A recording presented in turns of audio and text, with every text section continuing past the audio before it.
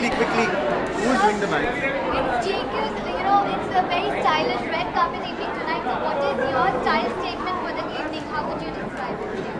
GQ has been a symbol of great etiquette and aesthetics, and I've been honored here in the past, and I feel very delighted to be here again today.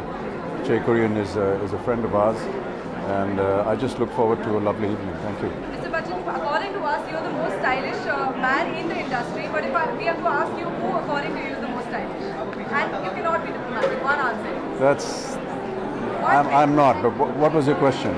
Who, according to you, apart from you, is the most stylish man in the industry? Oh, all of them. They're really cool and they're really good. Every one of them has been very impressive in their dress sense, so I wish them all the best. And if you have to give, GQ Most Stylish Woman of the Year award, that's one category, who would you give it to? Well, this is a question you should be asking Che, not me. If you were the jury member, sir? I would give it to everyone.